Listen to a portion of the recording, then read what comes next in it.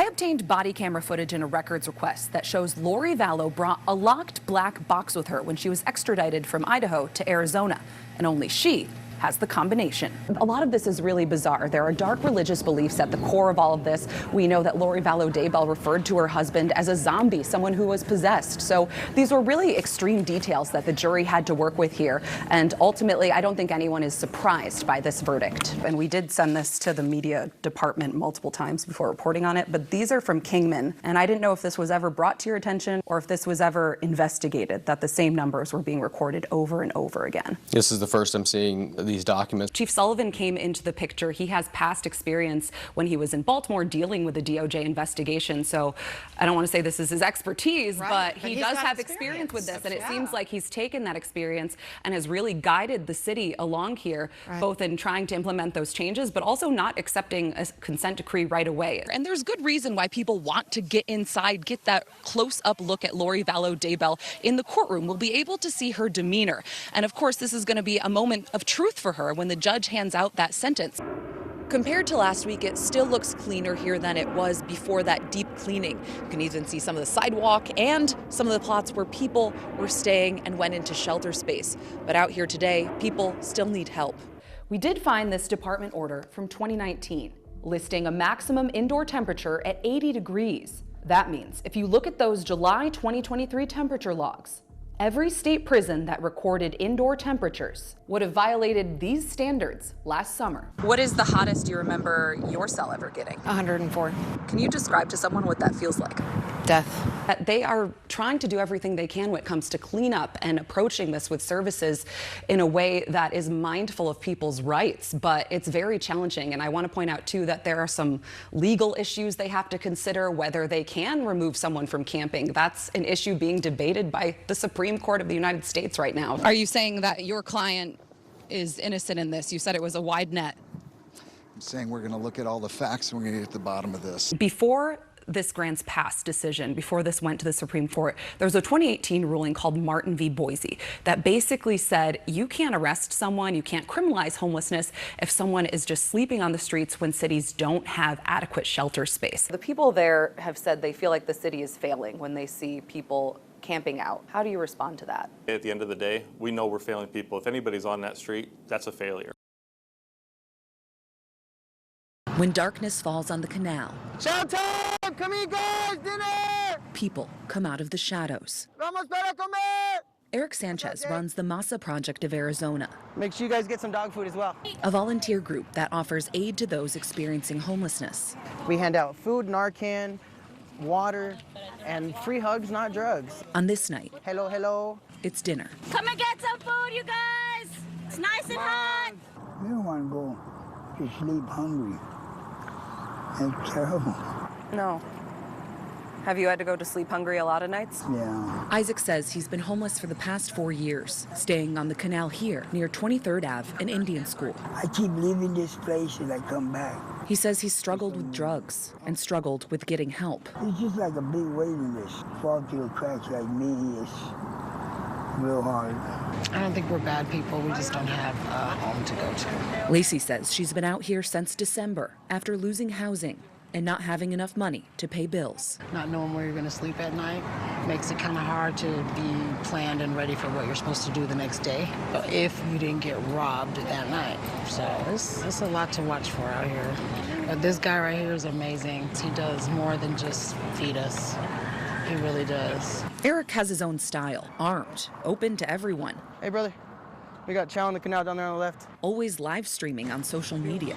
Welcome in, everybody. Viewer discretion is advised anytime we're out here. It's reality. But his grassroots efforts How many people would you say come through the line every night? Here, between 80 and 100. have become essential. And just looking at these people there, you know, they're living out of a shopping cart. They're obviously looking at their fentanyl, and it's a shock, you know, just experiencing this. It's a horrible reality, but something that we have to do and keep them alive. There needs to be more resources at night. 8 p.m. to 4 a.m., there's not really much.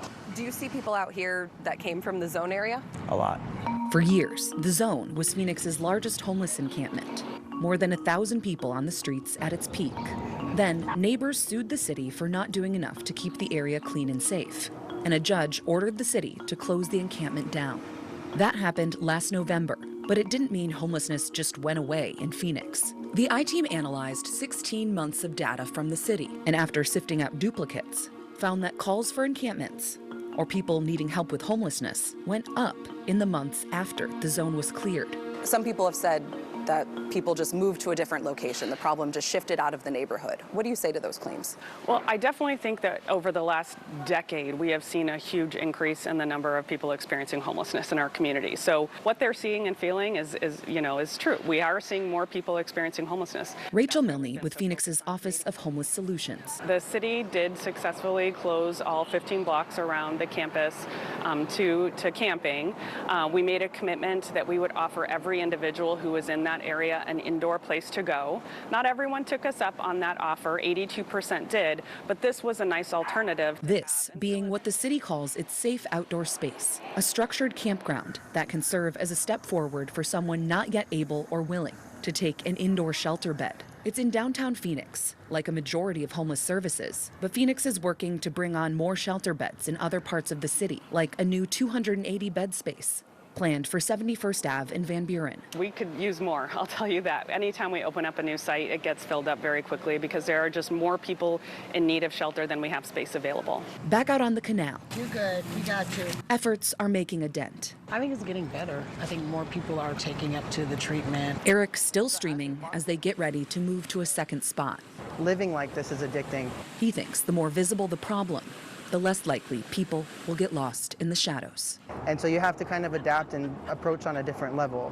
And so that's what we do. Meet people where they're at. Yes, yes. Sometimes it's from the ground up.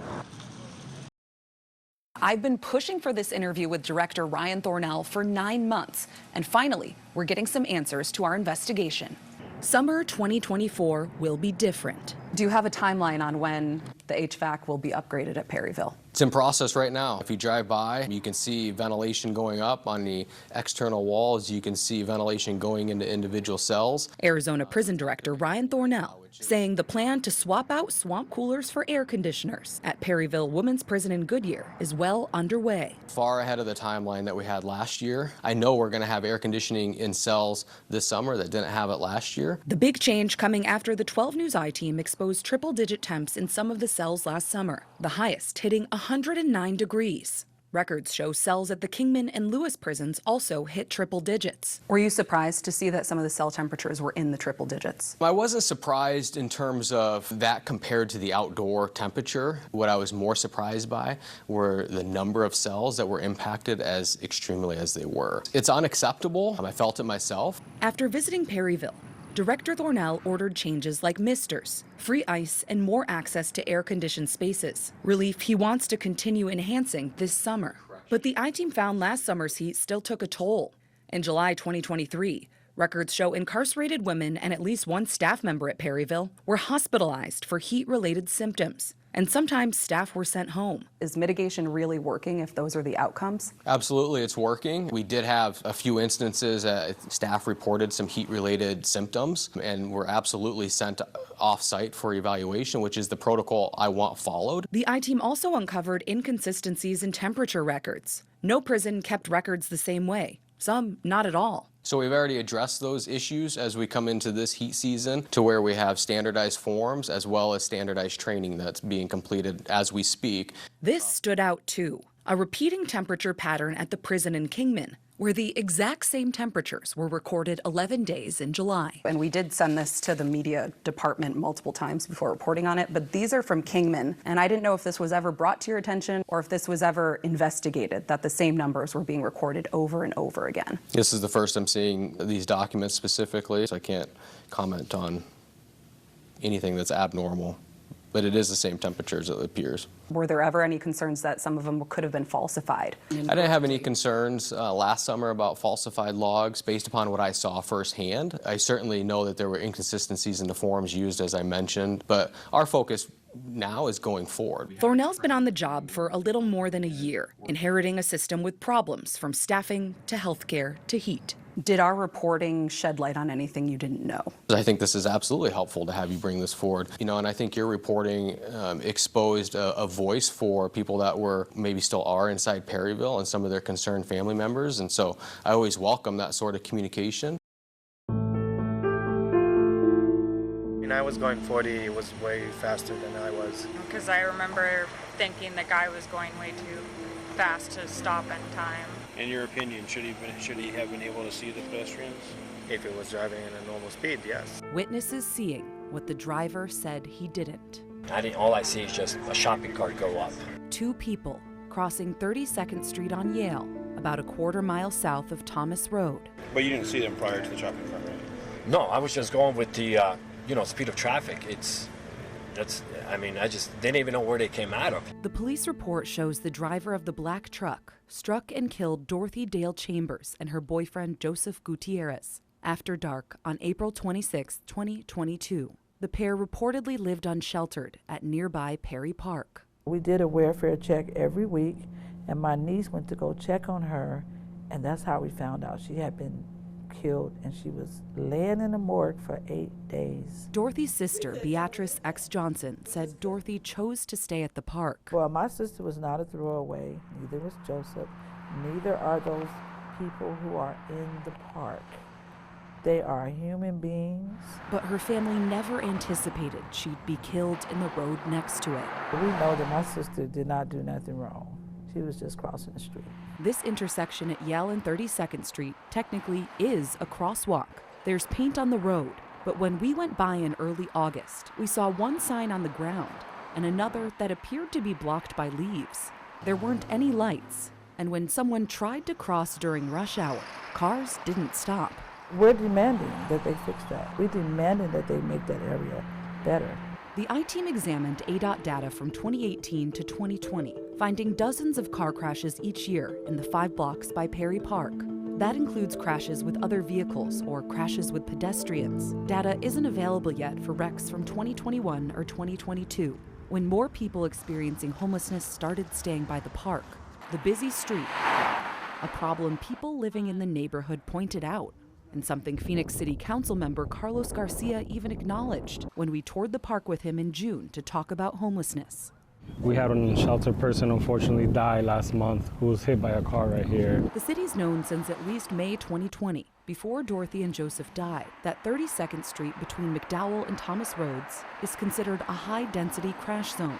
In December 2020, Phoenix put out a call for bids to work on 4 different crosswalk projects across the city, including the intersection at Yale and 32nd Street. City Council approved a contractor to do the work in April 2021, and all 4 signal projects were supposed to be completed by the end of May 2022. But that didn't happen. At the end of July 2022, the contractor requested an extension into September, blaming supply chain issues. The city signed off on the extension, but it's not clear when the work will be done. As of the last day in August, 3 of the 4 projects don't appear to be operational. I just talked to her and she said, "I love you, little sis." Families like Beatrice's, mourning lives lost in an instant, while change is in slow motion. We don't want this to happen to any other family.